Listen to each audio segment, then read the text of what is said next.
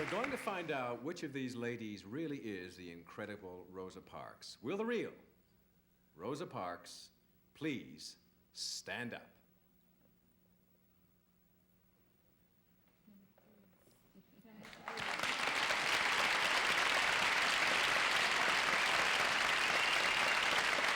Rosa Parks is often taught as a sort of meek seamstress who one day sort of accidentally stumbles into history and refuses to give up her seat on the bus, launching the modern civil rights movement. And that version, taught in schools and often celebrated nationally, very much distorts and limits who Rosa Parks actually was. Her activism starts 2 decades before her historic bus stand on December 1st, 1955, and will continue for 4 decades after. As far as I can remember, during my lifetime, I resisted the idea of being mistreated and pushed around because of my race, and I felt that all people should be free regardless of their color. One day when I was about 10, I met a little white boy named Franklin on the road. He was about my size, maybe a little bit larger. He said something to me and he threatened to hit me, balled up his fist as if to give me a sock. I picked up a brick and dared him to hit me. He thought better of the idea and went away. I love that.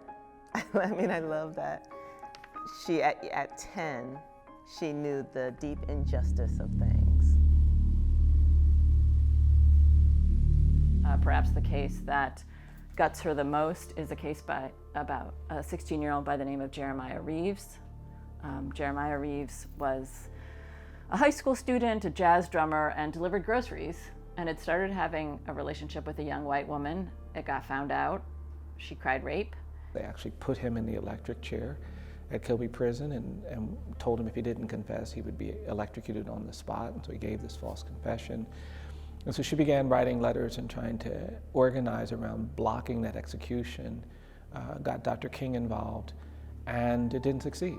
And he was executed, and she would tell me how devastating that was and how it broke her heart. This is a Rosa Parks letter from 1956. I cried bitterly that I would be lynched rather than be run over by them. They could get the rope ready for me at any time they wanted to do their lynching. While my neck was spared of the lynch rope and my body was never riddled by bullets or dragged by an auto, I felt that I was lynched many times in mind and spirit.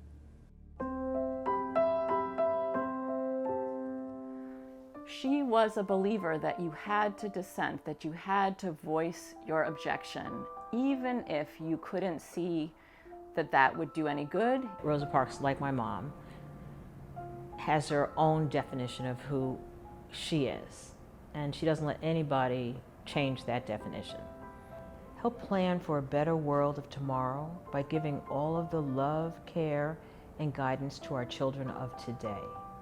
As a child, when you read about important people, I thought that these were physical giants, people who spoke a language that was different from the language that I spoke, and I found that those were regular people.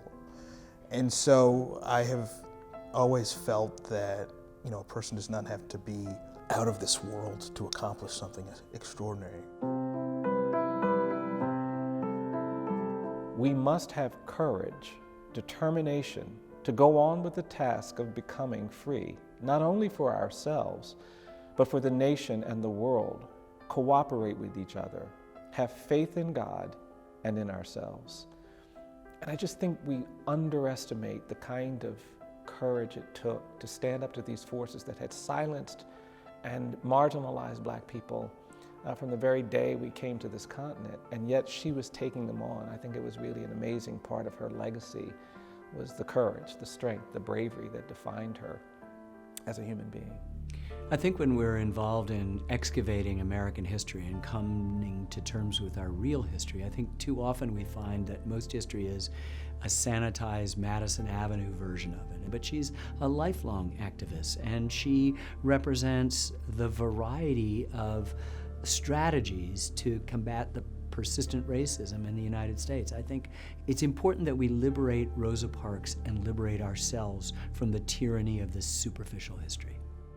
Hurt, harm, and danger. The dark closet of my mind. So much to remember. And yes, it's somewhere in the dark closet of my mind too. It can't help but be in the dark closet of your mind, and you should never forget. There is so much to remember. But I also know that this exhibit will show that Rosa Parks made a difference in moving us forward. And move forward we must, even as we remember the past. We have to look to a brighter future.